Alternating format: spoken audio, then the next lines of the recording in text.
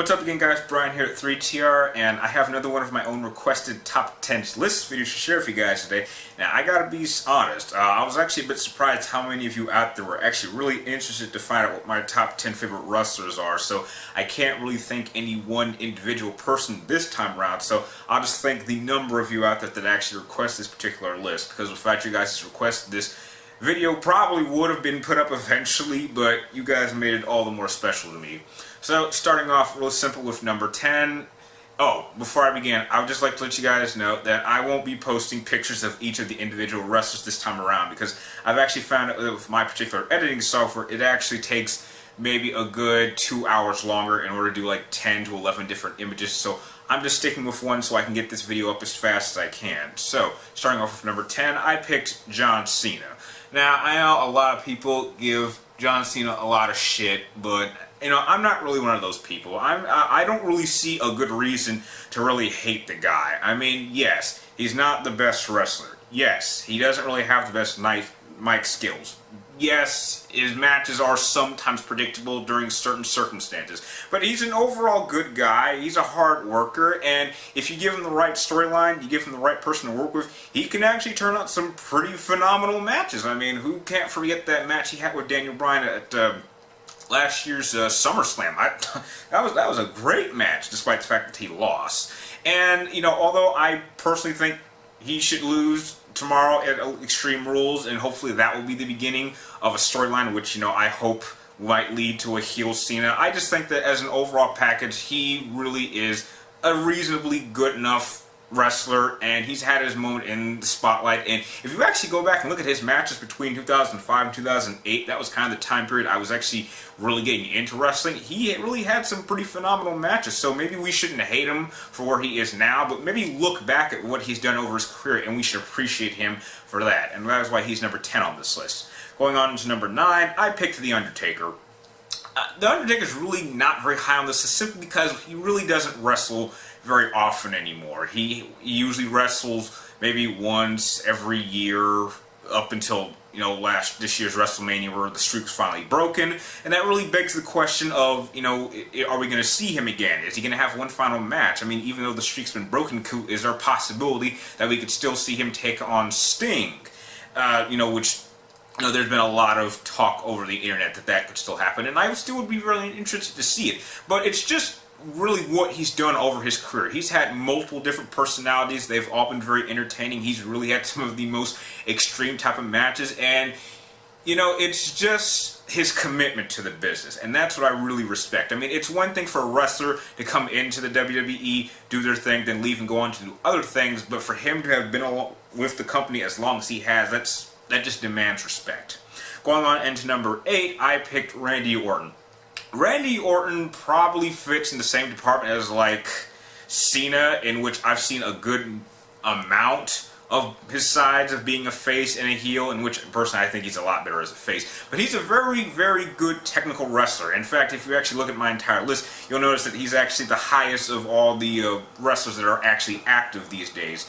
And he ultimately has my all-time favorite finisher, the RKO. He's been in a great series of teams. He's been a part of Rated RKO, he's part of Evolution, he's one of the few wrestlers that's actually broken the 10 World Championship record, and if you give him the right type of matches, he really can put on a pretty damn good show. I mean, who can't forget the, I can't remember, I think it was WrestleMania 21 when he took on The Undertaker. I thought it was like one of the first matches I got to see him in, and it was from that point on I continued following his career from there, and I actually started looking back at some of his older matches, and he is, he continues to get better. I just didn't really like his last championship reign because, he kind of sounded like a whiny little bitch, but hopefully we are past that type of Randy Orton. Going on to number 7, I picked the hardcore legend Mick Foley. Mick Foley is the prime example that, as a wrestler, he really doesn't have the build to be a top-grade wrestler like these days, These days, wrestlers usually have to be either, they have to look like superheroes. They have to be super fit. They have to be super strong. They have to have but he, in my opinion, really did simplify the first true underdog. And even though he doesn't look like a wrestler, that guy can take a hell of a beating. I mean, he really does symbolize everything that it means to be hardcore. And I even like all of his different personalities, from Cactus Jack to Mick Foley to Mankind. Each one of his personalities is always entertaining to watch. And who can forget what many consider probably be one of the greatest matches of all time, the Hell in a Cell match he had with The Undertaker. I mean, that was just brutal. And it's just a shame that WWE doesn't try to take a chance and pull something like that off again, because to try something like that these days would be truly shocking. Going on to number 6, probably one of my all-time favorite technical wrestlers is Kurt Angle. I did not see any of his matches that he had in TNA, but in his time with WWE, especially during the Attitude Era, this dude was just one of the best submission wrestlers of his era. I mean, he had some of the most fierce rivalries, going against Cena, going against The Rock at one point, if I remember correctly, going against Stone Cold during the war between WCW, ECW, and the WWE, or if it was F at the time, I can't really remember. But he really is the quintessential wrestler who is very compatible. He can do high-flying moves. He's very strong. He has a number of different submission holds, not just the ankle lock. He is just an all-in-out great wrestler. It's just a shame he didn't stick with the WWE a little bit longer and he went off to TNA. I mean, I think the last time I saw him, he was on ECW, that crappy interpretation of ECW. I don't know why they moved him there, but I think that losing Kurt Angle to TNA was a real serious loss that I don't even think, even to this day, we've really fully recovered from. And that's why he's number 6 on this list. Going on to number 5, I picked CM Punk.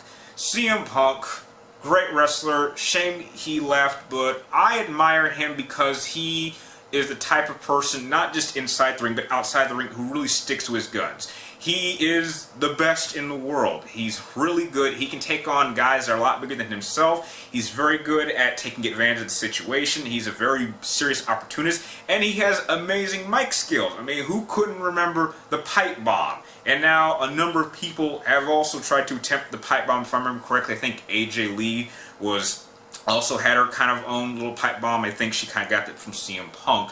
And I like that he stuck to his guns. I mean, we all know there's a bit of controversy going on about why CM Punk left, and then what happened after Royal Rumble if I remember correctly. I think it was still either this year or last year, at the last Royal Rumble. And, I admire a guy. I mean, it's a shame that we couldn't see him at this year's WrestleMania. It would have been nice to see him be there and then leave. But, I have to admire the guy to sticking to his guns, because a lot of guys will stay there just for the money. And I can tell that he's a guy who really believes in the company, and he stands up for what he believes in, even if it's not the popular thing. And that's why he's on this list. Going on into number 4, I picked Edge. Edge, in my opinion, was probably one of the many wrestlers that started from one place and then really elevated to a level you wouldn't expect. I mean, for those of us, that you don't know, Edge originally started as part of a tag team with Christian, and they were a really good tag team. I think in my opinion, they have one of the all-time greatest, I'm not sure if it was a TLC match. I think it was a ladder match for the championship at, I want to say, WrestleMania 20. Please correct me if I'm wrong.